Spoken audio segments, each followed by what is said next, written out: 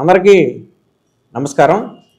తాజాగా బచ్చలగురి Joseph alias ప్రశ్న రావణ్కి సంబంధించి వివాదం నడుస్తూనే ఉంది.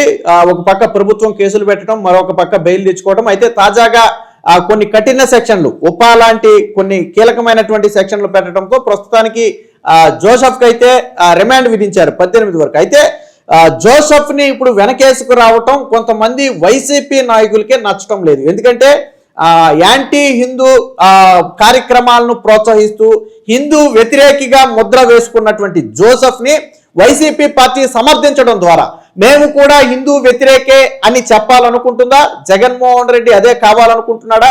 లేకపోతే ప్రకాష్ రాజ్ లాంటి హిందూ వ్యతిరేకులందరూ ఈ వ్యక్తిని సపోర్ట్ చేస్తుంటే అదే వ్యక్తిని వైసీపీ పార్టీ కూడా సపోర్ట్ చేస్తుంటే ఖచ్చితంగా వీళ్ళందరూ హిందూ వ్యతిరేకులు అనే భావన ప్రజల్లోకి వెళుతుంది.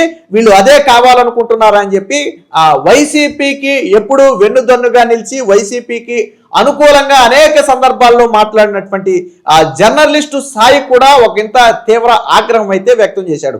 సో ఆయన చెప్పేది ఏంటంటే, ఇప్పుడు ఒక రకంగా జోసెఫ్ మీద కొన్ని తీవ్రమైన వ్యాఖ్యలు చేశాడు. ఆయన సనాతన ధర్మాన్ని సన్నాసి ధర్మం అన్నటువంటి ఇలాంటి సన్నాసిని వైసీపీ పార్టీ సమర్థించడం ఏంటి? ఇలాంటి విధవలను వైసీపీ పార్టీ సపోర్ట్ చేస్తుంటే ప్రజలకు ఏం మెసేజ్ ఇవ్వాలనుకుంటుంది? సో రామాయణాన్ని, భారతాన్ని, హిందువుల మనోభావాల్ని దెబ్బతీస్తూ చరిత్ర ఏంటో తెలియకుండా మాట్లాడిన ఇలాంటి వ్యక్తులకు ఎందుకు చెబుతుంది అంటే, రావణ్ చెప్పినటువంటి మాటలు, జోసెఫ్ చెప్పినటువంటి మాటలనే వైసీపీ పార్టీ కూడా నమ్ముతుందా? అవే కరెక్ట్ అని చెబుతుందా? రాముల వారి మీద, సీతమ్మ మీద చేసిన వ్యాఖ్యలకు వైసీపీ పార్టీ కూడా కట్టుబడి ఉంటుందా? వాటిని సమర్థిస్తుందా అని చెప్పి ఒక రకంగా తీవ్రమైనటువంటి పదజాలంతోనే ప్రశ్నించాడు. ముందుగా ఒకసారి జర్నలిస్ట్ సాయి ఏం మాట్లాడాడు ఒకసారి చూడండి, తర్వాత ఆయన ఆవేదన ఏంటి, దాని అర్థం ఏంటనేది ఒకసారి చూద్దాం. ప్రశ్న రావణ్ అట్లాగే కేవీఆర్ ఇద్దరు జర్నలిస్టుల విషయంలో, జర్నలిస్ట్ ఇతను యూట్యూబర్. ఇక్కడ అంతకుముందు అతను జర్నలిజంలో చేసి యూట్యూబ్ పెట్టుకున్నాడు, ఇతను డైరెక్ట్ గా పెట్టుకున్నటువంటి. ఇతన్ని ఎలా సమర్థిస్తారో వైఎస్ఆర్ కాంగ్రెస్ పార్టీ చెప్పాలి. ఎందుకంటే వైఎస్ఆర్ కాంగ్రెస్ ప్రకాష్ రాజ్ మాట్లాడాడు, అతను పూర్తిగా హిందూ వ్యతిరేకి, హిందూ ద్రోహి, హిందూ ద్వేషి. ఇప్పుడు వైఎస్ఆర్ కాంగ్రెస్ పార్టీ కూడా అదే చెప్పాలనుకుంటుందా? వాళ్ళ పార్టీ కార్యకర్తలకు ఏం చెప్పాలనుకుంటుంది? మన పార్టీలో ఉన్నటువంటి వాళ్ళందరూ హిందూ దేవీ దేవతలను దూషించండి, ద్వేషించండి అంటుందా? ఇప్పుడు రావణ్ణి సమర్థిస్తున్న వాళ్ళు ఈ పదానికి అర్థం చెప్పండి. రామాయణంలో సీత వదిలేసిన రాముడి గురించి నువ్వు చెప్తాను, చేపించరా? ఈ రోజు అగ్ని ప్రవేశం చేపించరా? సీతని వదిలేసిన రాముడిని ఆదర్శంగా తీసుకుని ఈ రోజు ఎంతమంది భర్తలు వాళ్ళ భార్యను అగ్ని ప్రవేశం చేపిస్తారని చెప్పని రోడ్డు మీద అడగరా? లేదంటే మహాభారతం తీసుకొచ్చి ద్రౌపదిని చీరలాగారు, మనం మన ఇతిహాసాలు చెప్పిన చెప్పి చెప్పరా? నువ్వు ఏం చేస్తున్నారు మన క్రిస్టియన్స్? సనాతన ధర్మాన్ని ఒక్కొక్కసారి కొంతమంది ట్రోల్ చేస్తూ సన్నాతుల ధర్మం అని చెప్పని అంటారు, దాన్ని బూతు కింద కూడా వాడతారు. అలా అంటే ఎలా ఉంటుంది? సొంత రాజ్యంలో తరిగించుకొని రాముడు అని చెప్పనంటే ఎలా ఉంటుంది? రాజ్యంలో అని చెప్పని తరిగించుకొని అడవిలో అడుక్కు. వీడికి ఇది ఈ దరిద్రుడు మాట్లాడిన మాటలు, ఇట్లాంటి పనికి మాలిన మాటలు మాట్లాడడాన్ని ఇవాళ వైఎస్ఆర్ కాంగ్రెస్ పార్టీ సమర్థిస్తుందా? ఎత్తుకెత్తుకుంటుందా? రాముడిని తరిమేశాడా? ఏ యాదవ్ తరిమేశాడు? వాళ్ళ సొంత కన్న తల్లికి తోడి తల్లి అయినటువంటి, అంటే పెన్నమ్మ అయినటువంటి కైకేయి తన బిడ్డ కోసం అని చెప్పేసి ఆ రోజున రాముడిని అరణ్యవాసానికి పంపించి నా బిడ్డకి పరిపాలన ఇవ్వను. అందులో ఈ యదవకు కనిపించింది అది మాత్రమే. విన్నారు కదా?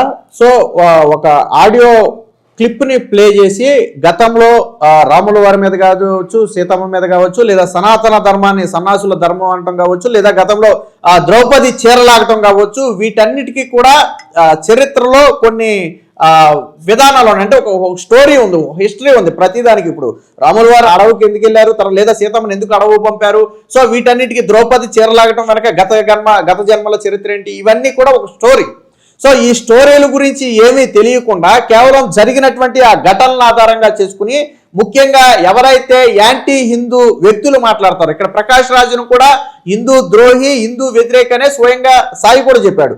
సో ఇలాంటి వ్యక్తులు కూడా సమర్థిస్తుండటంతో వైసీపీ పార్టీ కూడా సమర్థిస్తుంది. కాబట్టి ఇక వైసీపీ పార్టీలో ఉన్న వాళ్ళందరూ కూడా హిందూ వ్యతిరేకులేనా, మాది హిందూ వ్యతిరేక పార్టీ అని చెప్పాలనుకుంటున్నారా, మీ పార్టీలో ఉన్న వాళ్ళందరినీ కూడా హిందూ దేవతల మీద దేవుళ్ళ మీద విమర్శలు చేయమని మీరు ప్రోత్సహిస్తున్నారా? మరి ఎందుకు ఈ జోసెఫ్ని, బచ్చలకూరి జోసెఫ్ని మీరు ఎందుకు వెనకేసుకొస్తున్నారు? ఏంటి జోసెఫ్కి వైసీపీ పార్టీకి ఉన్నటువంటి సంబంధం ఏంటి? పార్టీలకు అతీతంగా ఆ వ్యక్తి చేసినటువంటి వ్యాఖ్యలను ఖండించాలి, ఎవరైనా ఖండించాలి. అలాంటిది మీరు ఖండించకపోగా ఆ వ్యక్తిని మీరు వెనకేసుకు రావటం వెనక ఏముంది? ఇప్పుడు ప్రభుత్వం అరెస్టు చేసిందంటే ఆ వ్యక్తి చేసిన వ్యాఖ్యలకు ఖచ్చితంగా అరెస్టు చేయాలి. ఎందుకంటే ఆయన మాట్లాడిన మాటలు తప్పు, ఒక మతాన్ని కించపరిచే విధంగా మాట్లాడాడు అనేది మెజారిటీ ప్రజలు చెప్తున్నటువంటి అభిప్రాయం. సో వాస్తవానికి హిందువులు కాని వారు కూడా, ఇతర మతస్థులు కూడా ఒక మతాన్ని కించపరచడం తప్పనే చెప్తున్నారు. కానీ అలాంటి వ్యక్తిని ఇప్పుడు వైసీపీ పార్టీ వెనకేసుకు రావటం వెనక ఉన్నటువంటి ప్రధాన ఉద్దేశం ఏంటనేది ఇప్పుడు జర్నలిస్ట్ సాయి అడుగుతున్నటువంటి ప్రశ్న. ఇంకా కొన్ని మాటలు మాట్లాడాడు, ఒకసారి చూద్దాం. ఏది అది తరిమి వేసినట్టుగా అనిపించింది. కానీ ఆ తన తండ్రి నేరుగా చెప్పకపోయినా పినతల్లి చెప్తే అది తండ్రి మాట అని చెబితే అడవులకు వెళ్ళినటువంటి వాడు రాముడు తరిమి వేయబడ్డా. ఎవడు ఈ ఎదవకి చెప్పింది? ఈ ఎదవని సమర్థిస్తుందా ఇప్పుడు వైఎస్ఆర్ కాంగ్రెస్ పార్టీ? వీళ్ళు గొప్పడని చెప్తుందా ఇప్పుడు వైఎస్ఆర్ కాంగ్రెస్ పార్టీ? రాముడిని గురించి అట్లా తరిమి వేయబడ్డాడని ఒప్పుకుంటుందా వైఎస్ఆర్ కాంగ్రెస్ పార్టీ? అలాగే ద్రౌపదికి సంబంధించినటువంటిది చీరలాగినటువంటి ఉదంతానికి సంబంధించి మహాభారతం చాలా స్పష్టతతో కూడింది. ఆమె గత జన్మ చరిత్ర దగ్గర నుంచి ఈ జన్మ దాకా జరిగినటువంటి అనేక పరిణామాలు చదివితే తెలుసుకో, తెలియకపోతే మూసుకో, అంతేగాని దైవ దూషణ.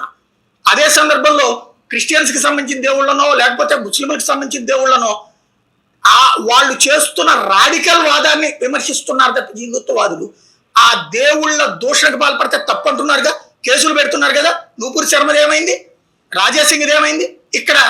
ఇక్కడ మాత్రం ఎట్లాగొస్తున్నారు? మరి రాజాసింగ్ని కూడా సమర్థించారు కదా వీళ్ళందరూ కూడా. మరి అవతల ఉన్నటువంటి దేవుళ్ళని వెటకారం చేశారన్నటువంటి కోణంలో మరి ఇక్కడ దేవుళ్ళని వెటకారం చేస్తూ రాముడు తరిమి వేయబడ్డాడు. లేకపోతే సన్యాసుల ధర్మం అంటే ఇది సనాతన ధర్మం అంటే సన్నాసుల ధర్మమా? చెప్పిన ఈ సన్నాసి గాడికి సమర్థిస్తుంది ఇప్పుడు వైఎస్ఆర్ కాంగ్రెస్ పార్టీ.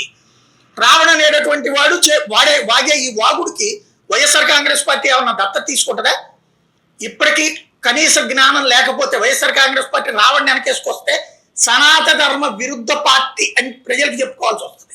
సో ఈయన చాలా స్పష్టంగా చెప్పారు. గతంలో రాజాసింగ్ కావచ్చు లేదా మరి కొంతమంది వ్యక్తులు కావచ్చు ఇతర మతాల మీద వ్యాఖ్యలు చేసినప్పుడు దాన్ని తప్పు అన్నారు, ఖండించారు.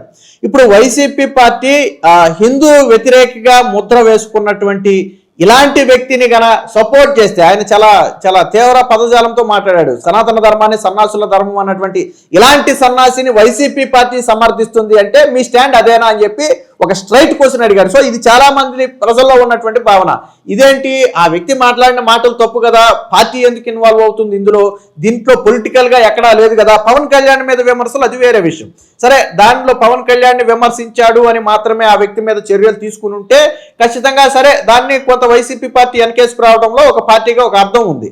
కానీ ఇక్కడ పూర్తిగా పవన్ కళ్యాణ్ అంశాన్ని పక్కన పెట్టి మనం మాట్లాడుకుంటే హిందూ దేవతలు కావచ్చు, ధర్మాన్ని కావచ్చు, మహాభారతం రామాయణాలను కావచ్చు, లేదా సనాతన ధర్మాన్ని కావచ్చు చాలా తీవ్రమైనటువంటి పదజాలంతో విమర్శించాడు. ఒకంత సమాజంలో అలజడి సృష్టించే పరిస్థితి. వాస్తవానికి ఈ వీడియో బయటకు వచ్చినప్పుడే హిందువులు తీవ్ర స్థాయిలో ఆగ్రహం వ్యక్తం చేశారు. ఈ వ్యక్తి మీద చర్యలు తీసుకోవాలని అప్పట్లోనే డిమాండ్ చేశారు. సో అలాంటి వ్యక్తి మీద ఇప్పుడు చర్యలు తీసుకుంటుంటే వైసీపీ పార్టీకి ఎందుకు అవసరం అనేది ఇప్పుడు జర్నలిస్ట్ సాయి ప్రశ్నిస్తున్నటువంటి ప్రశ్న. ఇప్పుడు చాలా మంది వైసీపీ నేతల్లో కూడా అదే భావన ఉంది. ఈ వ్యక్తి ఏమో హిందూ దేవతల్ని, హిందూ మతాల్ని విమర్శిస్తే మనం ఎందుకు ఆ వ్యక్తిని వెనకేసుకు రావాలి, ఆ వ్యక్తిని మనం ఎందుకు నెత్తి మీద ఎక్కించుకోవాలి అనేది ఇప్పుడు చాలా మంది వైసీపీ నేతల్లో ఉన్నటువంటి భావన. ప్రధానంగా వైసీపీలో ఉన్నటువంటి హిందువులు కూడా ఒకంత ఇరకాటంలో పడ్డారు. అదేంటి, హిందూ మతాన్ని విమర్శించిన వ్యక్తిని మా పార్టీని ఎత్తినేసుకోవటం ఏంటి, వీళ్ళు ఏం చెప్పాలనుకుంటున్నారా అనే ఆ భావన వైసీపీ నేతల్లో కూడా ఉంది. అదే మాటను ఇప్పుడు జర్నలిస్ట్ సాయి కూడా చెప్పడం జరిగింది. మొత్తంగా బచ్చలకూరి జోసెఫ్ అలియాస్ రావణ్ అనే వ్యక్తిని వెనకేసుకు రావటం వెనక భవిష్యత్తులో వైసీపీ పార్టీ హిందూ వ్యతిరేక పార్టీ అనే ముద్ర వేసుకునే ప్రమాదం ఉంది అనేది అంతిమంగా జర్నలిస్టు సాయి చెప్పినటువంటి మాట. సో మీరేమనుకుంటున్నారు? జర్నలిస్ట్ సాయి మాటలతో మీరు ఏకీభవిస్తారా? అలాగే వీడియో ఎలా ఉంది అనేది మీరు కామెంట్ రూపంలో తెలియజేయండి.